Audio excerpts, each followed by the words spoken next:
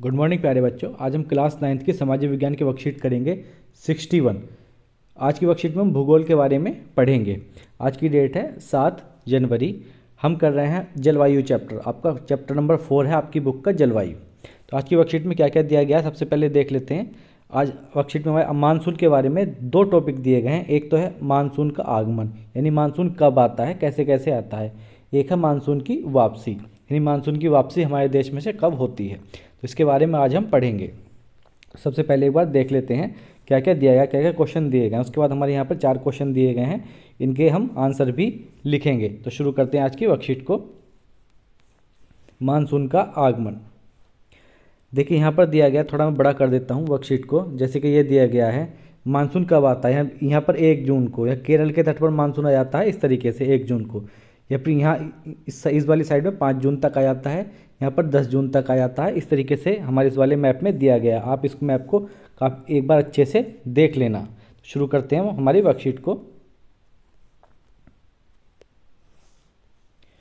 Monsoon की अवधि जून के आरंभ से मध्य सितंबर तक 100 से 120 दिन की होती है। ठीक है, अगर आपसे पूछा जाए जो हमारे देश में मानसून की अवधि क्या है, तो वो है जून के आरंभ से मध्य सितंबर तक, और कितने दिनों तक, 100 से 120 दिनों तक। ठीक है, मानसून की अवधि रहती है।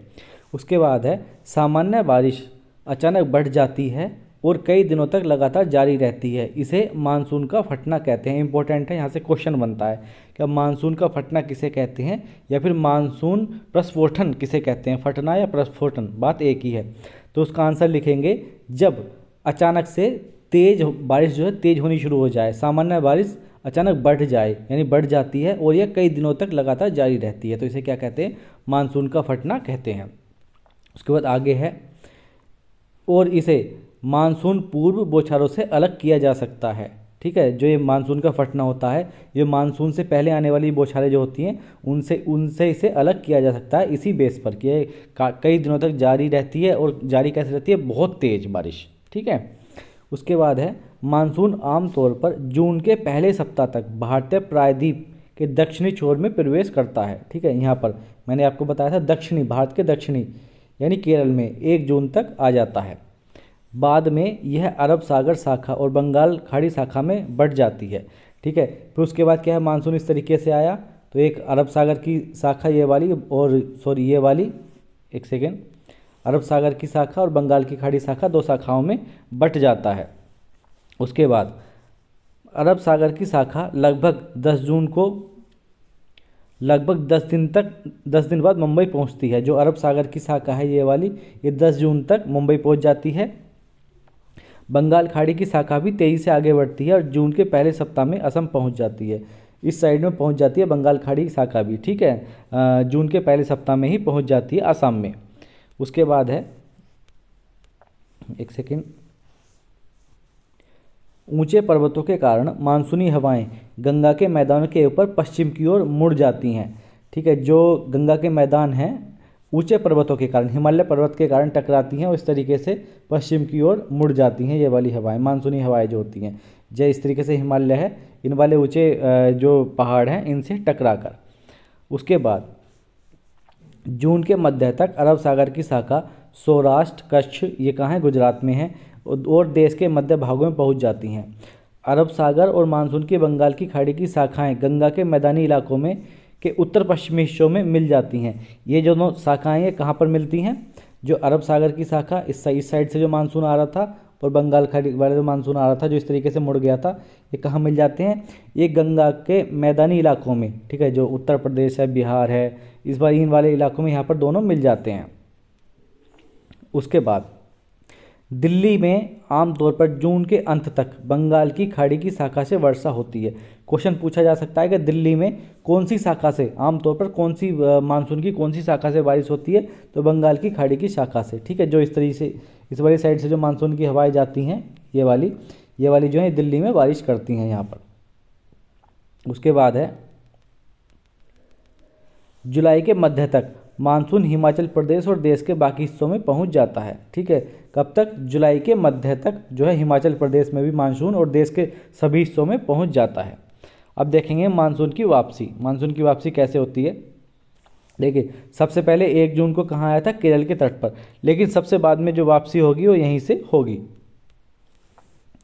अब देखते हैं मानसून की वापसी। यह अपेक्षाकृत क्रमिक प्रक्रिया है। क्रमिक प्रक्रिया मतलब लंबी समय तक जो मानसून की वापसी होती रहती है, क्रम में होती रहती है। यह सितंबर के शुरू तक भारत के पश्चिमोत्तर राज्यों में शुरू हो जाती है, यानी जो पश्चिमोत्तर राज्य हैं भारत के, ठीक है, वहाँ से जो मानसून है वो सितंबर के शुरू से वापस होना शुरू हो जाता है।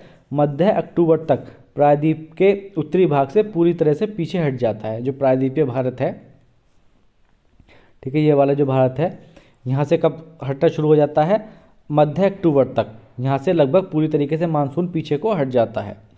उसके बाद है प्रायद्वीप के दक्षिणी आधे हिस्से में वापसी काफ़ी तेज़ी से होती है।